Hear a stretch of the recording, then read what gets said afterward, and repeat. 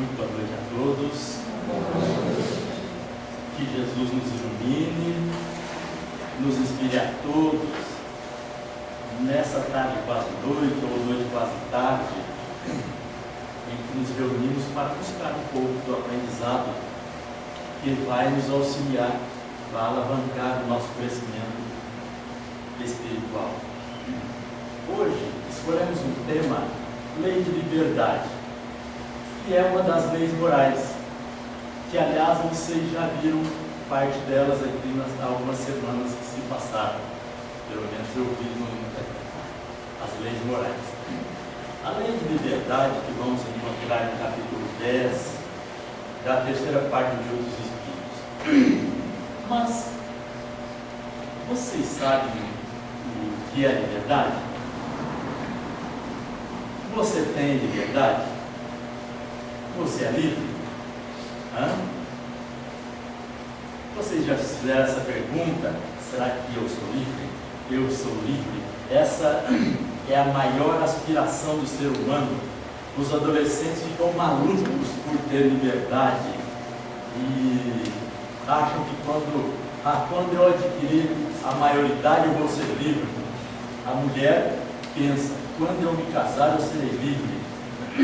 Por isso ela é uma das aspirações do casamento para ela é ficar livre. Então, o que é liberdade? Bom, segundo os dicionários, alguns significados que eu vou expor aqui. Significa que é o nível de independência absoluto e legal de um indivíduo, de uma cultura, de um povo ou de uma nação. É também um estado de particularidade que é livre, né? É a característica da pessoa que não se submete. Eu não me submeto, eu sou livre, eu posso, eu faço o que quero, no momento que quero, da forma que quero, o quanto quero. É o estado então de pessoa livre e isenta de qualquer restrição externa ou coação física ou moral. É quem pode exercer livremente sua vontade. Liberdade é também a condição de não ser sujeito como indivíduo ou como comunidade a controle ou arbitrariedades políticas nacionais ou estrangeiras. Tudo isso de acordo com o dicionário Micaelis. Então, você é livre? Nós somos livres? Liberdade é classificada pela filosofia como a independência do ser humano, é o poder de ter a autonomia e espontaneidade. Então é um conceito por muitos considerado sonhador, utópico, uma vez que é questionável se realmente os indivíduos temos a liberdade que dizemos ter, ou se com as mídias ou com as pressões da sociedade ela realmente existe ou não. Será que existe a liberdade? Enquanto eu sou livre. A liberdade de expressão, por exemplo, é a garantia e a capacidade dada a cada um indivíduo que lhe permite expressar as suas opiniões e crenças sem ser censurado. Segundo a filosofia, liberdade é o conjunto de direitos de cada indivíduo, seja ele considerado isoladamente ou em grupo, perante o governo do país onde reside. É o poder que cada cidadão tem de exercer sua vontade dentro dos limites da lei. Temos liberdade? Alguns filósofos disseram assim, por exemplo, para Descartes, a liberdade é motivada pela decisão do próprio indivíduo. Isso é muito importante. Eu quero ser livre, eu desejo ser livre, eu vou ser livre. Sem isso, nós jamais seremos livres. Então, mas muitas vezes, essa vontade depende de outros fatores, como dinheiro ou bens materiais. Às vezes eu sou livre mesmo, mas como acontece com alguns adolescentes ou jovens que querem a liberdade, e eu conheço alguns, eu quero sair de casa, eu quero ser livre, mas você tem que pagar meu aluguel. Papai, mãe, você tem que pagar meu aluguel lá em Camboriú, você tem que manter lá. Mas que liberdade é essa? Cadê a liberdade? Né? Então, para termos a liberdade, é preciso termos a liberdade também financeira, a liberdade patrimonial.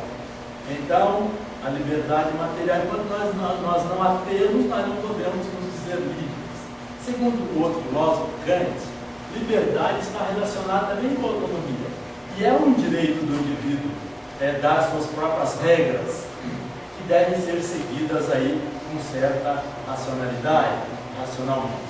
E essa, segundo Kant, essa liberdade só ocorre realmente através do conhecimento das leis morais. Interessante essa. E não apenas pela própria vontade da pessoa. Kant diz que a liberdade é o livre-arbítrio. Ele não deve ser relacionado com as leis dos homens. Ele já separa as leis dos homens da livre vontade para ser efetivamente homem. É como se estivéssemos lá no deserto. Aí nós não estamos sujeitos a leis nenhuma. Nós vamos fazer o que quisermos, a hora que quisermos, da forma que quisermos. Liberdade, então, significa o direito de agir segundo o seu livre-arbítrio, segundo a vontade, desde que não prejudique a outra pessoa. É a sensação de estar livre e de não depender de ninguém. Nós temos isso, a sensação de ser livres e não depender de ninguém. Então, diante desses conceitos, qual é o nível de liberdade que temos? Mas para entendermos melhor a evolução, a importância da liberdade, vamos voltar então aos primórdios. Mas antes de voltarmos aos primórdios, só lembrando alguma questão sobre liberdade. Eu sou livre. É livre?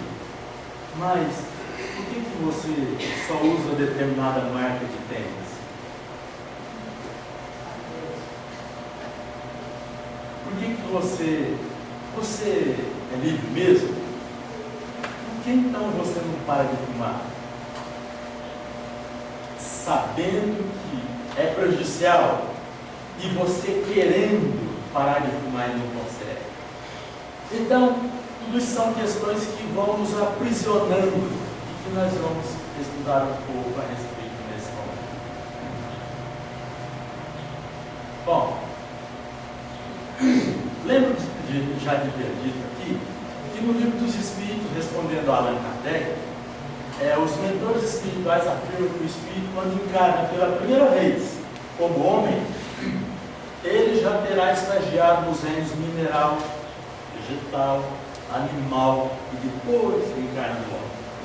E André Luiz, em sua excelente obra Evolução em Dois Mundos, diz que o espírito, a se reencarnar pela primeira vez na condição de homem, no reino nominal, lá muito parecido ainda com o símio, ele já estará com mais de 1 bilhão e 450 milhões de anos. Nesse período, ele utilizou primordialmente para aprender a pensar. 1 bilhão e 450 milhões.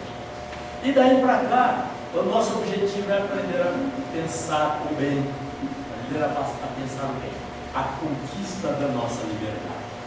A partir daí começa a caminhada para a conquista da nossa liberdade. Nessa viagem extraordinária, uma perfeição, a providência divina nos auxilia, dando alguns impulsos, como por exemplo o instinto e a paixão, que vão nos impulsionar uma nossa evolução. O instinto nos é dado como forma de nos proteger, nos manter vivos e nos auxiliar a desenvolver a nossa inteligência. E à medida que nós vamos desenvolvendo a nossa inteligência, a inteligência vai tomando lugar do instinto, até esse terminar. Mas o instinto, segundo o dicionário, é o impulso que faz um animal executar inconscientemente atos adequados à necessidade de sobrevivência própria ou necessidade de sobrevivência da sua prole, do seu grupo. É um impulso natural que independe da razão, que faz o indivíduo agir com o objetivo de manter-se vivo. Então, o instinto é um guia seguro de sobrevivência. E a paixão? O que é a paixão? A paixão, segundo o dicionário, é um furor incontrolável. Furor incontrolável. É exaltação, é cólera, é um sentimento, ou um gosto, ou amor intenso, a ponto de ofuscar a razão, como diz o filósofo Kant, a ponto de ofuscar a razão. Ele afirma que a paixão, Kant afirma, é uma inclinação emocional violenta, capaz de dominar completamente a conduta humana e afastá-la da desejável capacidade de autonomia e escolha racional. Eu perdi a cabeça e bati em fulano de tal. Eu perdi a cabeça e atirei em fulano de tal. Eu perdi a cabeça. Quantas vezes nós ouvimos isso, né? Quem sabe nós já não perdemos a cabeça de vez em quando. É a paixão que nós não conseguimos controlar. A gente perde a cabeça. Bom, então, isso vem lá de trás. É a nossa herança. O instinto é o guia da alma no período inicial do seu desenvolvimento. Assim, por exemplo, o Buma ali, quando tem necessidade de comer, de se alimentar, o instinto diz para ele, vá para aquele lado que tem almoço. E ele começa para aquele lado lá andar. E aí, quando ele vê a gazela, a paixão joga na sua corrente sanguínea os hormônios para ele correr atrás. E ele, na desabalada carreira, em busca da caça. O objetivo dele é sobreviver. A gazela é a mesma coisa. O instinto fala, cuidado, tem perigo na área. Cuidado, presta atenção. E aí, quando ela vê a onça, o leão, a leoa, ela sai também numa desabalada carreira, motivada pela paixão que joga na sua corrente sanguínea os hormônios necessários à fuga, à sobrevivência. Note que o instinto e a paixão estão no mesmo objetivo, a sobrevivência. A gazela, se ela não correr, ela não vai sobreviver. E o puma, se não correr, ele também não vai sobreviver. Né? Então, aí o mais inteligente, ou mais esperto, ou mais forte vai sobreviver. Mas aí é apenas um corpo. O princípio espiritual que o anima, dali ele vai para outro e continua a sua luta. Mas o que importa no desenvolvimento ali da inteligência é que nesse atrito, nessa busca ali, sabe? Nessas tribulações ali, a inteligência vai desenvolver. Ele tem momentos de inteligência. Quem tem a oportunidade de assistir a alguns programas de sobrevivência de animal na televisão, vê, mas é impossível que esse ser aí não é inteligente para fazer o que ele faz. É que naqueles momentos tem uns rasgos de inteligência e ele é forçado pela situação, aí ele vai desenvolver. Até que nós ganhamos o pensamento contínuo e reencarnamos como homem. Mas aí trazemos por herança essa grande quantidade de instinto e paixão que nós temos por obrigação agora de depurá-lo, de controlá-lo, de trazê-lo a nosso serviço. Agora não mais a sobrevivência material apenas, mas também para o desenvolvimento intelecto, moral. Assim, no começo, nós também, a luta nossa é pela sobrevivência. O predomínio é o instinto predomina a matéria, porque nós temos por objetivo a sobrevivência. E aos poucos aí nós vamos também desenvolvendo a nossa razão. Nos seres inferiores, ainda que falta o senso moral, domina ainda o instinto. Mas aí nós vamos crescendo. Nós lutamos naquele momento para sobreviver. Mais à frente, nós vamos lutar por outras coisas. por conquistas materiais, mas ainda temos muito instinto e muita paixão. Mais tarde vai contrabalancear esse instinto e essa paixão e o sentimento moral, e aí nós vamos vendo quão infantis que nós éramos quando dávamos valor a coisas tão insignificantes, não é? Então, nós não mais lutaremos para se alimentar, mas também para satisfazer naquele momento ainda de evolução ao nosso orgulho, a nossa ambição, e assim nós vamos seguindo. E a custo só de muita atividade, nós vamos adquirindo conhecimento e experiência e vamos nos despojando dos últimos vestígios da animalidade.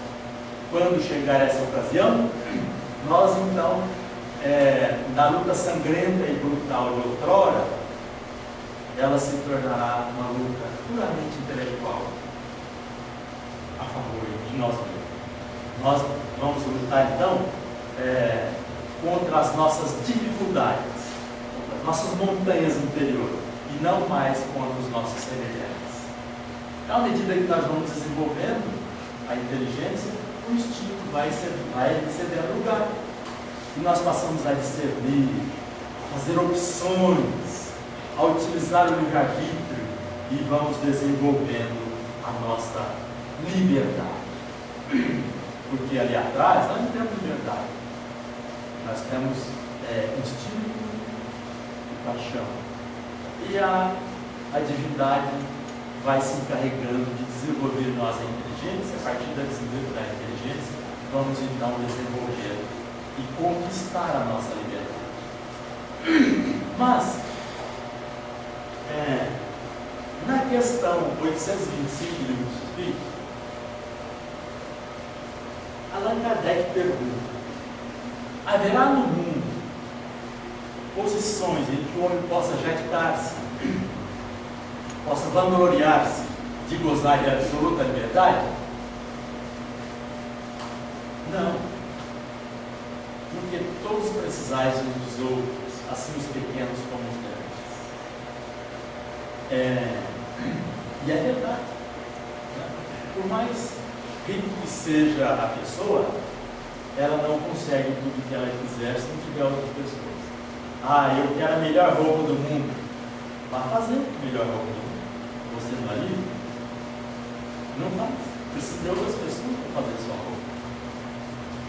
Eu preciso de pode imaginar o que quiser, mas vamos precisar de outras pessoas. Então nós precisamos uns dos outros. E aí está a grandeza e a beleza do sistema das leis morais divinas. Em que condições poderia então o homem gozar de absoluta liberdade? Pergunta Allan Kardec. Na condição do eremita do deserto. Só lá no deserto sozinho, aí ele tem pela liberdade. Mas ele quer isso? Nós queremos isso? De forma nenhuma. Né? Desde que estejam juntos dois homens, há entre eles direitos recíprocos que lhes cumpre respeitar. Não mais, portanto, para qualquer um deles, a liberdade absoluta. Duas pessoas desertam, um já tem que respeitar o outro. Então, nós somos livres enquanto dotados de livre-arbítrio que temos. Mas a vida em sociedade, ela nos impõe situações, nos impõe limitações necessárias, né? Senão é o abuso, é a ganância, é o totalitarismo. Por isso Allan Kardec nos deixou a frase lapidar do Espírito de Verdade. Espíritas, amai-vos, eis o primeiro mandamento. Instruí-vos, eis o segundo. Porque instruir é conquistar cada vez mais a liberdade. E nós não nos damos conta disso. Já perceberam? Conhecereis a verdade, isso ele está dizendo, já repetindo Cristo lá atrás. Conhecereis a verdade e a verdade nos converterá em homens livres. Jesus disse. Então, para sermos livres, é necessário querer ser livre e fazer esforço para vir a ser livre. né? Libertando-nos da escravidão, das diversas escravidões, da ignorância, das baixas paixões, substituindo o império das sensações e dos instintos pela razão. Eu tenho um amigo que mora, aliás, é um casal de amigos que mora no Mato Grosso, e eles, de vez em quando eu os visito lá, e eles têm dificuldade muito grande de me visitar aqui, principalmente porque ela diz o seguinte: só eu pensar em entrar num carro ou num ônibus, o coração já fica agitado, porque eu não consigo ficar sem meu cigarro. Então, como é que eu vou daqui para lá? Eu não consigo. Não vai de avião, mas o avião ele vai fazer escala aonde for, eu não fico meia hora sem o cigarro. Eu fico agitado. Eu também, ele já fala, eu não fico sem minha cervejinha. Bom, eu não bebo e não fumo, mas eu tenho amigos que bebem e fumam. E eu vejo o drama que eles têm por conta disso. Eu vejo o drama que tem alguns adolescentes e eles não sabem que tem esse drama. Eu só uso tênis se tiver aquela gotinha esticadinha. Eu só ponho uma roupa se for de grife. Eu não vou no casamento porque eu já usei aquele vestido uma vez e eu não tenho outro para pôr, então eu não vou naquela festa. Como é que uma pessoa assim pode dizer-se livre se o pensamento da sociedade dita o que ela deve fazer e o que não deve fazer? E às vezes nós entramos numa situação dessa automaticamente. Todo mundo faz. Mas eu não sou todo mundo. Eu não sou todo mundo. Impressionante, não é? Bom, haverá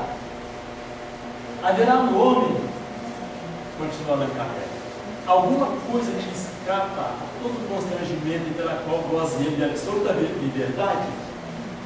Aí, em que situação, onde o homem goza de ter a liberdade? Aí o Espírito responde: no pensamento. No pensamento goza o homem de ilimitada liberdade, pois que não há como pôr limites. Pode-se deter um pouco, porém não aniquilá-lo.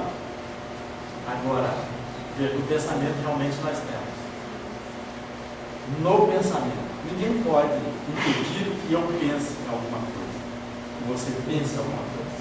Ninguém pode impedir que nós pensemos alguma coisa. Não é verdade? Mas então, quais as consequências dessa verdade, disso, no mundo material e no mundo espiritual? Então, primeiro, no mundo material, você pode pensar, eu posso pensar, mas nem sempre eu posso dizer o que eu penso. Posso? Então, eu tenho liberdade de pensar, mas não tenho liberdade de manifestar meu pensamento. Martin Luther King disse que para a gente adquirir inimigo, basta dizer o que pensa. Não é verdade? Basta você dizer o que pensa, logo você tem inimigo. Daqui a pouquinho, só vou citar 3 assuntos: religião, partido político e futebol. Sem falar em outros por aí. Coloque o seu pensamento na efervescência de uma discussão política. Você ganha inimigo já já. Então, essa é uma consequência, materialmente falando. Então, por isso, é preciso educar o nosso pensamento, visando a vida no mundo espiritual. Manuel Filomeno Miranda disse que consultou aos espíritas em geral a falar muito do mundo espiritual para nos incentivar a caminhar rumo ao plano espiritual. Porque centenas, ele diz, milhares de pessoas desencarnam todos os dias e não sabem, chega no plano espiritual e sofrem imensamente por não saber o que acontece no mundo espiritual. Então, nós precisamos, por isso diz, instruir-nos, amai-vos uns aos outros e instruir-nos. Como nos instruir e nos incentivar a caminhar. Agora, qual a importância de educar o pensamento aqui, pensando em termos espirituais? Bom, no mundo espiritual, tudo que nós pensarmos será percebido pelos nossos pares e pelos nossos superiores. Aqui, já se a gente exercitar um pouco, a gente pode mentir olhando para o outro, no olho dele, e ele não descobre. Como já me passaram muitas mentiras e eu não descobri olhando no olho da pessoa. Não é verdade? Quantas vezes nós fomos enganados? Quantas vezes alguém nos passar a perna, mentir, caluniar? Aqui. Mas no mundo espiritual não tem. É impossível um espírito enganar outro espírito. É impossível. Então nós temos que desenvolver o hábito de falar a verdade. Tem um espírito, ele foi vice-presidente da Federação Espírita Brasileira, e ele tinha um desejo muito grande, na época que ele viveu aqui. A literatura espírita era pouca, só tinha o livro dos espíritos, dos médicos, mas não tinha obras como os 14 livros de André Luiz, de Emmanuel Firmino Miranda, que nos fala muito do mundo espiritual. E ele sentiu a necessidade de saber, em termos práticos, o que ocorria no mundo espiritual. E ele então orava muito e pedia: olha, eu quero, quando eu desencarnar, eu sentir tudo e depois eu vir aqui e relatar: olha, acontece assim, assim, assim no mundo espiritual. Um desejo nobre, né? Bom, e assim aconteceu. Ele desencarnou e aí logo se viu fora do corpo, viu o corpo dele assim, e aí começa, né, as observações dele para depois vir a relatar para nós. Esse livro chama Irmão Jacó, Voltei, de Irmão Jacó, de Frederico Filho, é o pseudônimo do Irmão Jacó. E ele começa a contar o que acontecia com ele. Os espíritos que ele doutrinava e vinha cobrar dele porque ele não fazia aquilo que ensinava aos espíritos, aos outros espíritos. Ele relatava as sensações boas que ele tinha quando as pessoas no velório emitiam bons pensamentos a favor dele, as sensações ruins que ele tinha quando recebia vibração negativa de pessoas que no velório emitiam pensamentos ruins. Então traz muitos ensinamentos para nós. Quando ele saiu, ele e Zé Menezes, que veio auxiliar, saía andando pela rua e trombava com pessoas, ele levava susto, né? Então, ainda com as sensações do corpo físico que ele tinha, ele achava que ia trombar nas pessoas. Assim, ele atravessava, saía, passava. Tudo isso ele vai ensinar. Mas uma coisa que me chamou muita atenção a propósito disso, de desenvolver a verdade, e que a gente não pode esconder os nossos vícios, as nossas sensações, as nossas paixões, esconder do plano espiritual, é que ele fumava. E ele escondia isso. Ele tinha um vício. E ele conta lá. Que aí dava vontade de fumar muito grande. Quando ele pensava no cigarro, o cigarro pulava no dedo dele, como assim, aceso, já aceso, entre os dedos. E ele olhava para um lado, para o outro, os amigos dele, mentores espirituais, e jogava o cigarro fora e ficava na vergonha. Mas daqui a pouco pensava no cigarro, o outro cigarro pulava outra vez, na mão. Ele já no dedo, já prontinho. Não há como mentir. Então, embora claro, os espíritos amigos dele, os mentores, já sabiam de tudo isso, mas ele próprio se martirizava ante a sua conduta anterior e ali na frente. É como nós mesmos, né, na frente dos nossos mestres aí, fazendo coisa que nós sabemos que eles não iriam aprovar, os nossos pais, enfim, né? Bom, essa então é a necessidade nossa de ir disciplinando o nosso pensamento e tentando conquistar aí as nossas virtudes para que com maior facilidade a gente chegar lá. Bom, então você nessas tribulações da vida, nessas dificuldades, assim como lá na época em que o Espírito estagiava, em que o princípio espiritual estagiava no reino animal, as brigas, as lutas, elas auxiliavam no desenvolvimento da inteligência. É agora nessas tribulações também que nós temos necessidades para desenvolver o nosso intelecto moral. Vem, tudo isso vem. Porque nós temos as dificuldades, né? Porque aqui é o lugar disso, é a escola. E eu costumo dizer que se a gente não quiser passar por dificuldades, nós não podemos orar com sinceridade. Porque quando nós orarmos com sinceridade, nós vamos passar por dificuldades. Porque o que é? Quando nós orarmos completamente, nós devemos pedir que Deus nos ajude a desenvolver a nossa humildade, desenvolver a nossa paciência, a nossa tolerância, na verdade. Então, isso não vem assim, por osmose. Eu orar amanhã não vou me tornar humilde. Na verdade, tem os exercícios para que eu desenvolva a humildade. Tem os exercícios para eu desenvolver a tolerância. Tem os exercícios para eu desenvolver a paciência. Então, quando eu oro com sinceridade, aí os exercícios vêm. Aí você vai sair de manhã, aquele filho seu, aquele dia amanhece daquele jeito. Você fala, vontade de torcer o pescoço, né?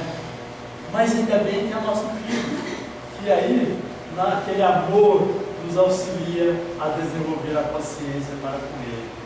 É um amigo, às vezes, num dia de dificuldade, rispidamente fala conosco, e aí nós temos que desenvolver a paciência. Aquele dia que a gente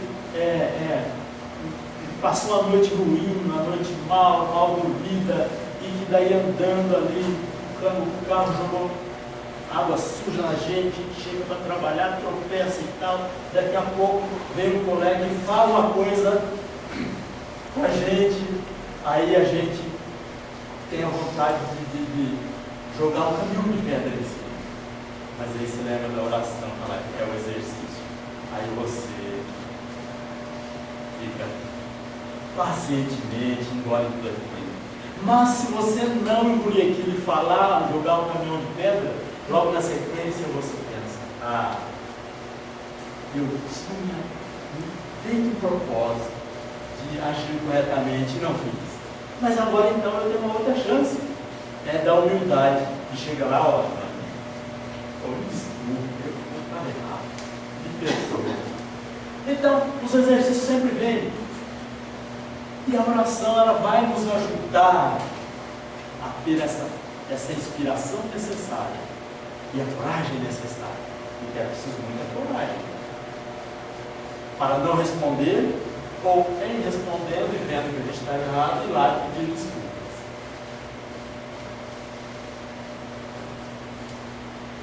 Então, quando nós oramos, esses exercícios vêm. Por isso, se não quiserem passar por tribulações da vida para desenvolver a consciência e a liberdade, não orem. Mas como eu sei que todos nós aqui temos o objetivo de crescer efetivamente, não existe recurso melhor e maior do que a oração. O Espírito diz que o maior recurso que Deus disponibilizou ao homem para o seu crescimento é a oração. Então, nós não podemos dispensar ou nos prescindir disso.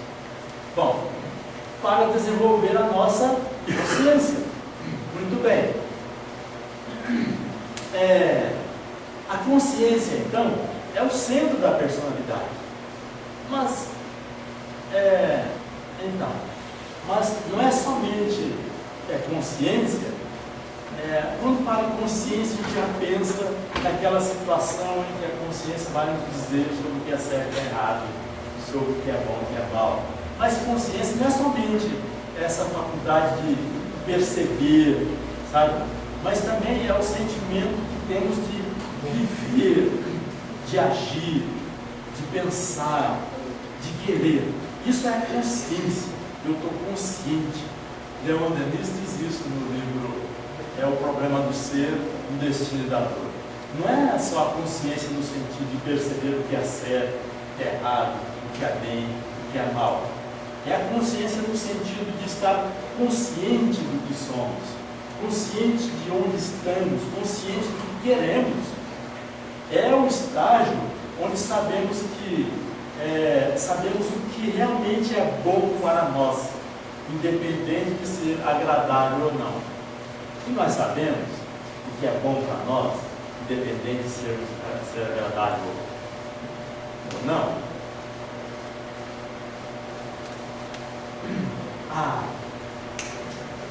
Eu, por exemplo, puxa vida, o meu limite no banco entrou no vermelho.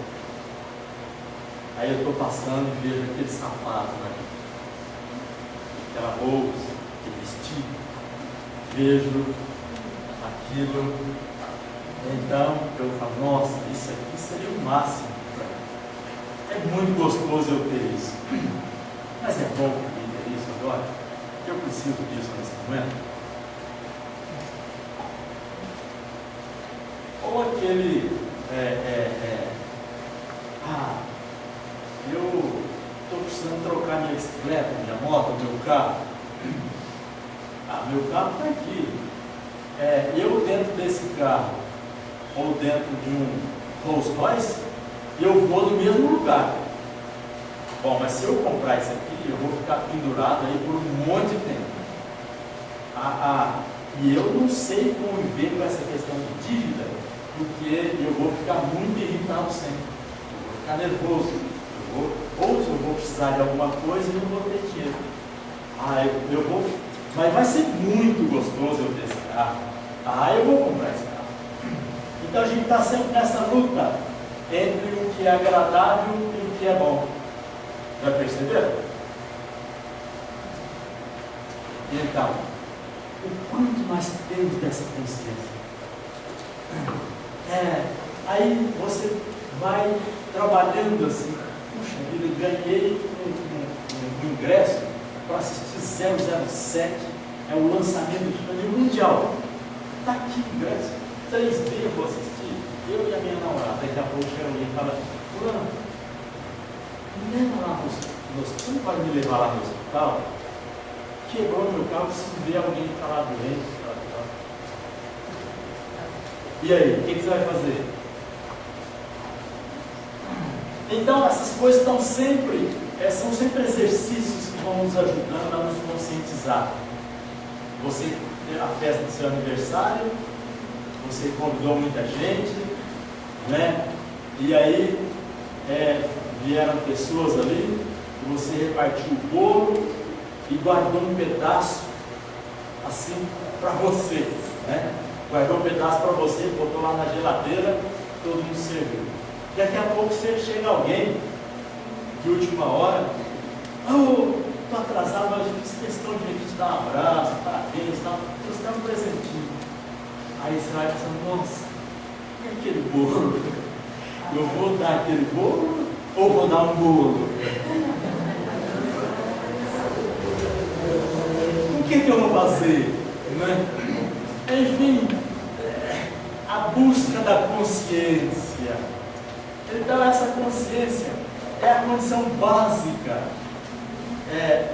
que define o nosso crescimento. É onde estamos. E onde queremos chegar? É o estágio de sabermos o que realmente é bom para nós. Eu não quero tomar essa injeção não, me deu um melhorar infantil. A injeção vai doer para encrenca. Quantas pessoas preferem tomar umas gotinhas, né, do que tomar injeção? Então, essas coisas assim, que sempre a escola da vida está nos colocando. E essa consciência, e que ela nos proporciona conceber as regras da vida em sociedade. E essa consciência nos proporciona a oportunidade de participarmos do planejamento reencarnatório. Nossa, planejamento reencarnatório? Planejamento reencarnatório. Quando nós ganhamos essa consciência do que somos, consciência de onde estamos, a consciência de onde queremos chegar, aí nós vamos participar do planejamento reencarnatório de nós mesmos. Nós ganhamos essa possibilidade, sabe?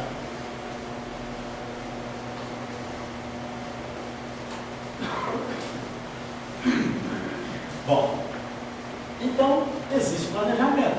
Outro dia a gente pode até tratar desse assunto, mas por enquanto considerem que todos vocês acreditem na existência do planejamento.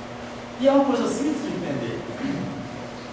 Se você for viajar daqui para o centro da cidade para comprar alguma coisa, você faz um planejamento, faz. Ainda que rápido. Eu vou botar essa roupa. Se você vai para uma entrevista de emprego, você faz roupa. Se você vai comprar alguma coisa no mercado, é outra roupa. Se você vai de ônibus, é outra roupa. Você faz um planejamento ali e vai executando. Nossa, eu ia pegar esse ônibus, eu acabei pegando outro, você não executou o seu planejamento. Então, para você ir fazer um trabalho, você vai fazer um bolo, você não faz um planejamento? Você vai construir um muro, você não faz um planejamento até antes? Uma casa, qualquer coisa. Agora, imagina para uma vida. Imagina para uma vida que representa, que pode representar um passo enorme para a nossa felicidade, que é o objetivo final da nossa existência aqui.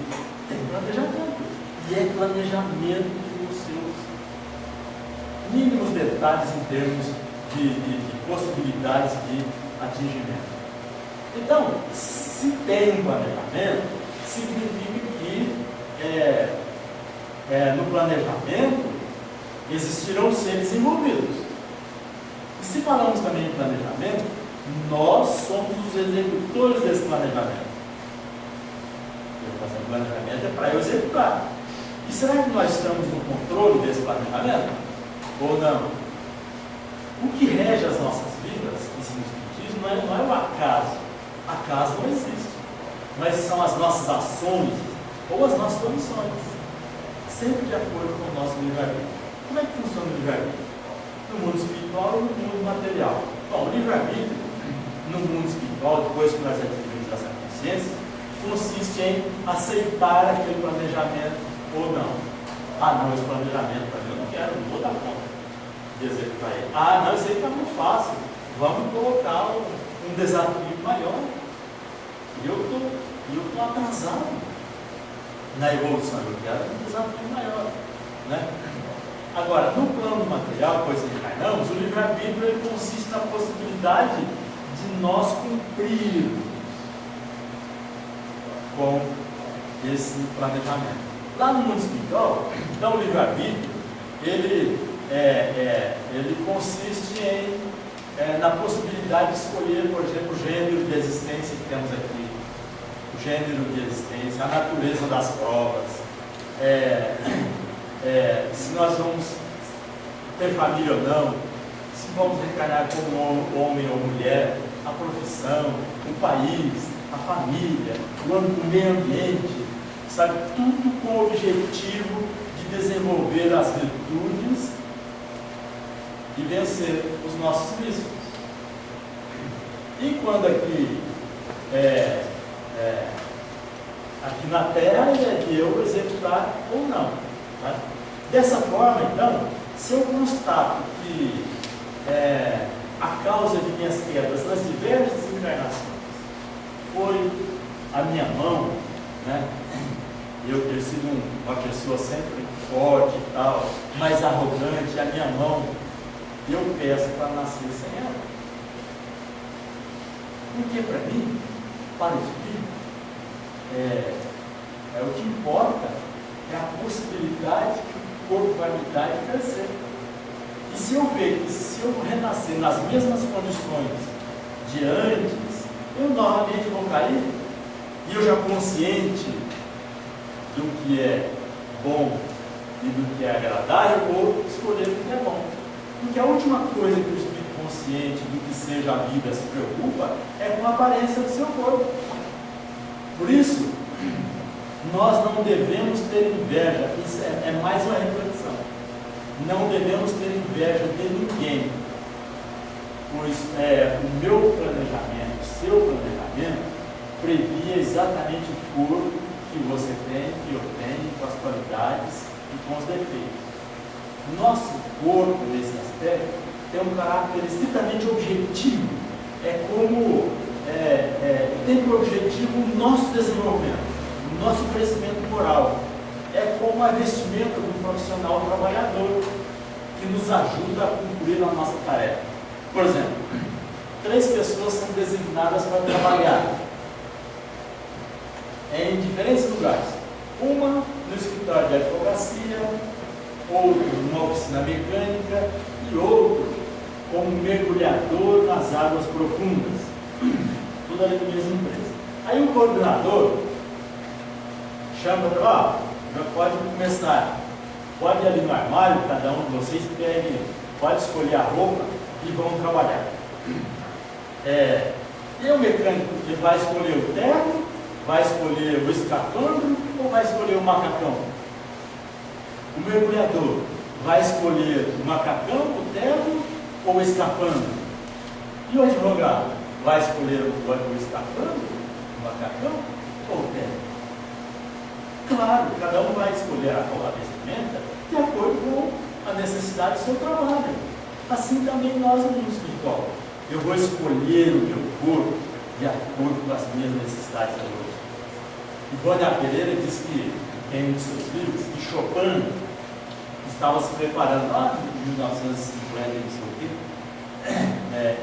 para ser reencarnado. E que ele havia pedido que seu corpo tivesse uma espécie de bloqueio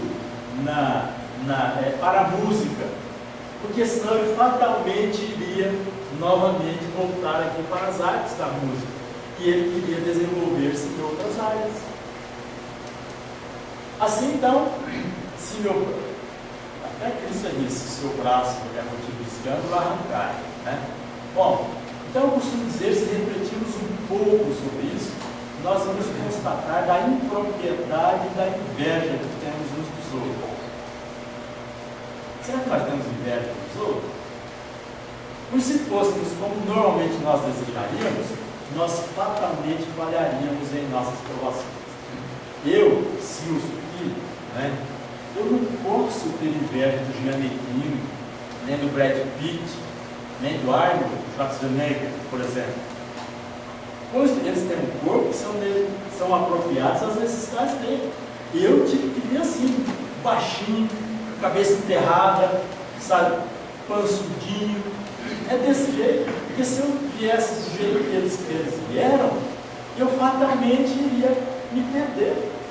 Fatalmente. Né? Bom, aí, sabe,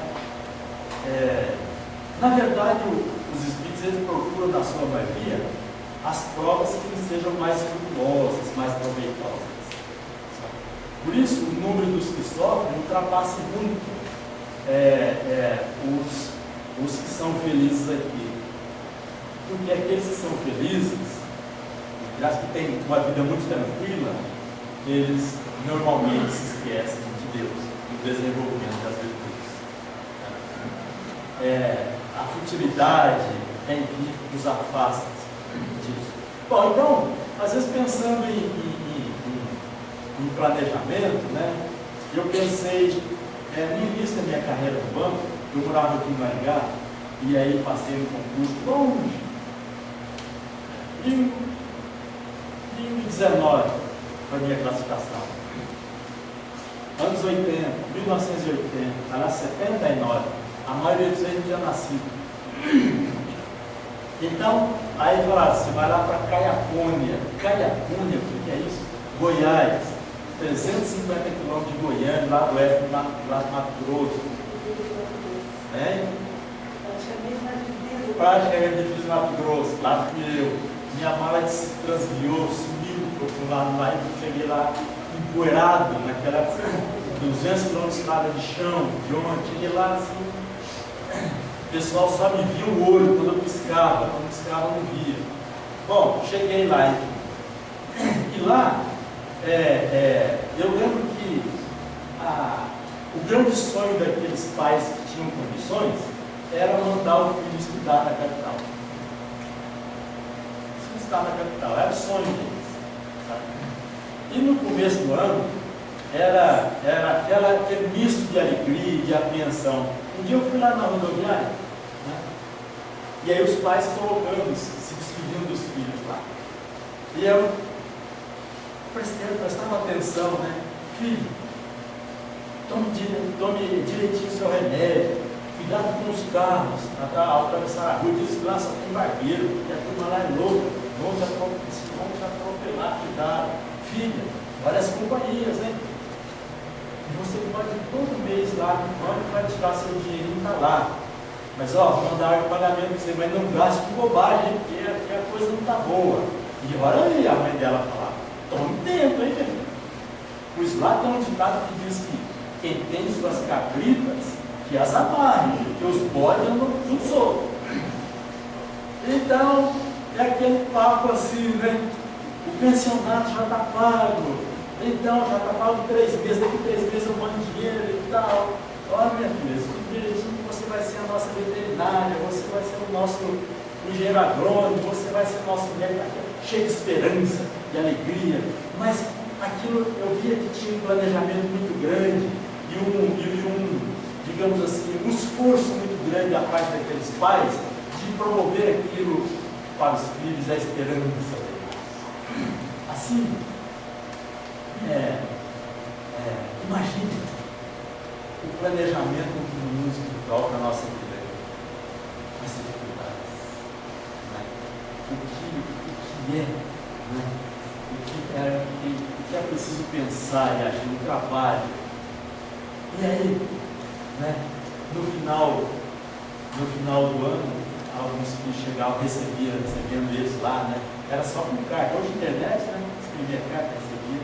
Os filhos chegavam, e aí, filho, que legal, tal, você passou, rapaz, você está o boletim, que legal, está aqui. Outros chegavam, passou, filho, não deu. Quantos assim, reprovaram? Pois bem, então, no mundo espiritual, também tem o nosso planejamento. Tudo é planejado, né? A nossa situação. E depois, no final, quando a gente volta para lá, como é que vai ser o nosso boletim? Junto àqueles que patrocinaram a nossa encarnação aqui. E aí, meu irmão, foi bem? Baixa a cabeça, não aproveitei nada. Fui mal. Fui ótimo. Tá. Bom, no livro Missionário da Luz, de André Luiz, nós temos alguns exemplos de planejamento reencarnatório. Quem quiser ter curiosidade, vai lá. É muito interessante.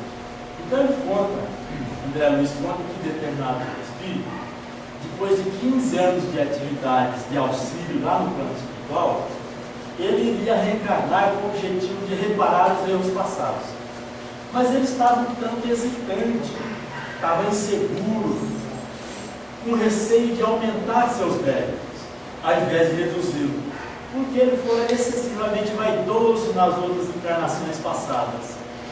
E ele desse já participa do planejamento. Ele estava primeiro, nossa, como é que eu vou com o corpo desse Brad Pitt lá, eu sou vaidoso, eu vou perder de novo. Eu vou cair na guitarra em vez de fazer as coisas. né? Bom, então foi com alegria, segundo André Luiz, e alívio, que ele aceitou a sugestão de vir com um defeito físico na terra, a fim de se defender das tentações de natureza inferior, como antídoto à vaidade. E ele iria viver aqui até os 70 anos, pelo menos. Bom, então ele iria nascer, uma paralisia infantil, iria deformá-lo. Isso é o remédio para ele vencer, passar bem pelas suas provações aqui. Agora, isso ele pediu para isso. Ele recebeu isso com alegria, como forma de ele passar pelas provações aqui, né? Agora, chega aqui na Terra, eu nunca vi alguém falar, graças a Deus que eu tenho esse problema na Terra. Vocês já viram alguém agradecer isso? Entretanto, isso é a salvação deles. Ele pediu lá, porque esse defeito na terra dele vai fazer com que ele tenha bullying na infância, que ele não vai poder jogar futebol, que ele não vai ser um jogador de futebol, que ele não vai ter um físico bonito, desejado aí pela moçada.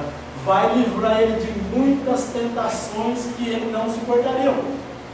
E essas injunções da vida vão ajudá-lo a mostrar, ainda que seja lá no final da vida, o quanto foi importante para ele esse defeito na terra. E ele vai se livrar da vaidade, coisa que diversas encarnações ele não conseguiu.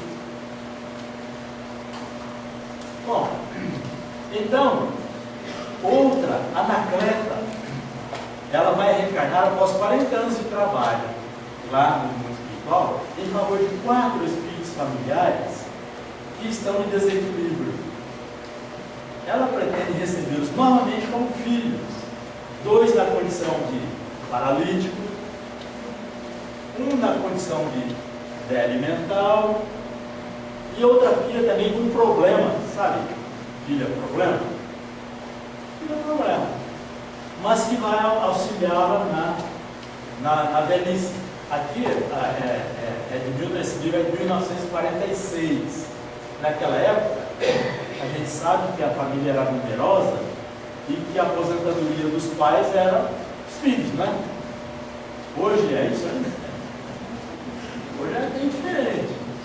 Hoje, às vezes, a aposentadoria do filho é a aposentadoria do pai também, né? Mas naquela época, os pais se garantiam nos filhos. Não existia o sistema previdenciário que existe hoje, não existia, a situação era outra, né?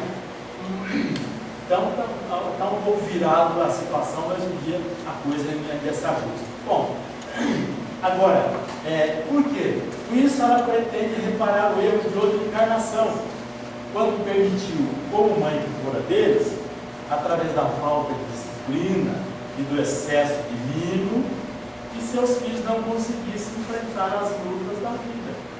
Então, ela foi excessivamente mimadora, protetora, ao contrário do marido, é bom até ler lá, né? E eles, então, na vida adulta, não aprenderam a trabalhar, não aprenderam, caíram na viciação e se perderam. E ela, agora consciente, quer reparar isso, e vai ter 2 filhos de débil mental, 2 filhos paralíticos, de débil mental, e essa filha com problema, os 4 que ela contribuiu para que ficasse nessa situação. Isso para ela, lá no mundo espiritual, é a maior felicidade ela ter conseguido esse planejamento e esse apoio para vir desse jeito. Agora, vocês veem alguém aqui na Terra que se sentiu feliz, mas que se fizesse? Tendo 2 filhos paralíticos, um filho de débil mental e outro filho de problema? Ninguém. Entretanto, porque a nossa visão aqui é diferente. Eu devo ter mordido o pé de Cristo quando ele estava subindo na cruz, para ter esse filho desse jeito, para ter isso, para ter aquilo, eu não suporto. Mas é aquilo que vai lhe garantir o sucesso, a felicidade no plano espiritual. E tem uma outra aqui, já encaminhando para o final, é uma senhora, uma mulher, que ela deveria reencarnar também. E pede que haja interferência na formação das glândulas endócrinas, a fim de que o corpo não apresente harmônico fisicamente, a fim, né, porque isso iria dificultar as tarefas que ela deveria desempenhar. Ela não queria.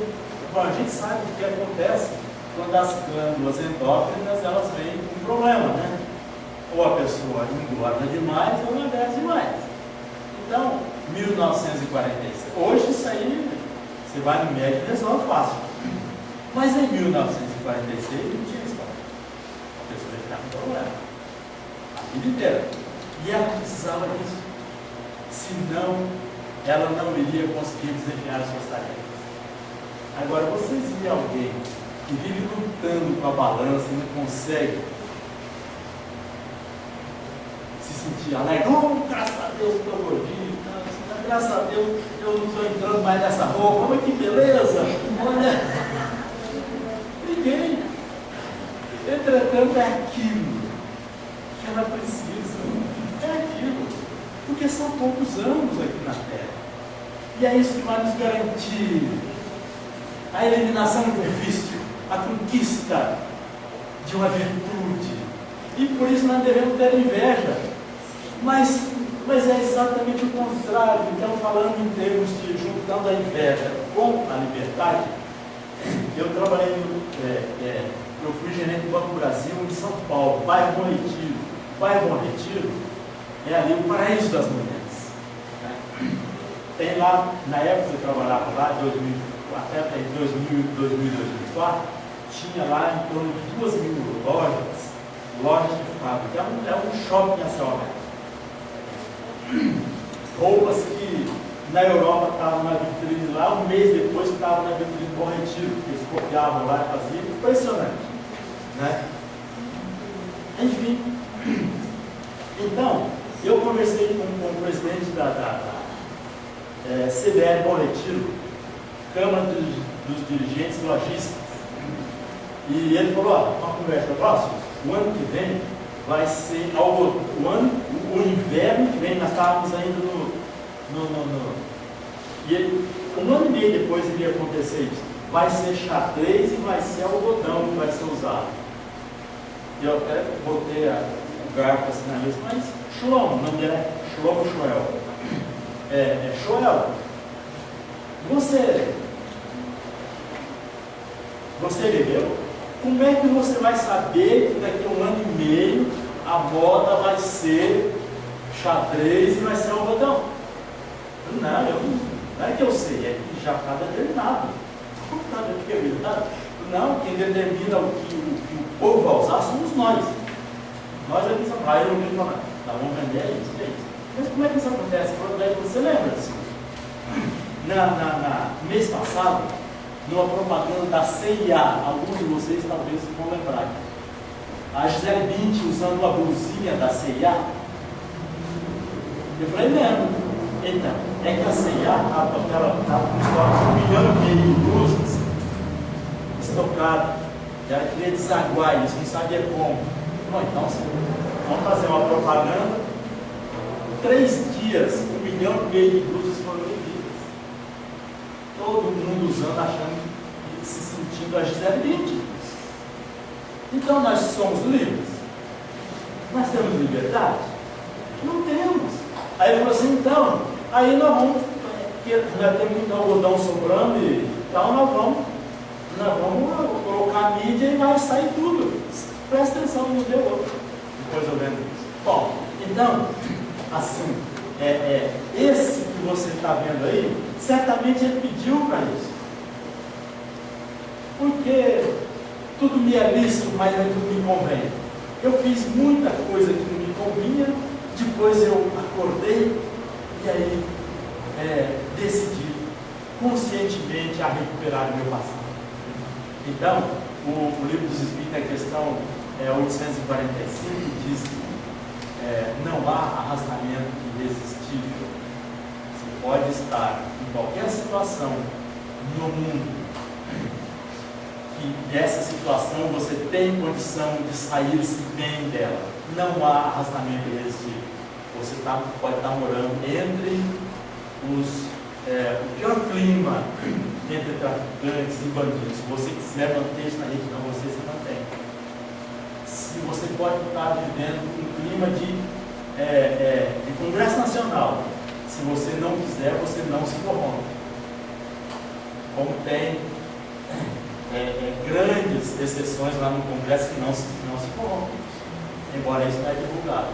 Você pode estar vendo qualquer situação que você, se quiser, você se mantém vivo. O que falta para nós é, na verdade, a vontade. Qualquer que seja a nossa situação na terra, então, é motivo de agradecimento a Deus. Por maior que seja o nosso sofrimento, ou o trabalho que temos, se agirmos dentro das leis divinas, significa a construção de nossa felicidade. E nós? Como será que nós retornaremos para casa? Basta a vontade de querer voltar. Eu quero agradecer muito a oportunidade de conversar com vocês. E isso que nós estamos aqui, eu posso absorver em toda a sua plenitude. Porque eu também, contando com as preces de vocês, o pensamento positivo, quero incorporar isso no meu cotidiano, na minha vida, e que é o desejo que eu tenho. Que vocês incorporem também nas vidas de vocês essa vontade de desenvolver as virtudes e vencer os vícios que todos nós temos, mas que um dia ficaremos livres. Que Jesus nos ampare. Muito obrigado.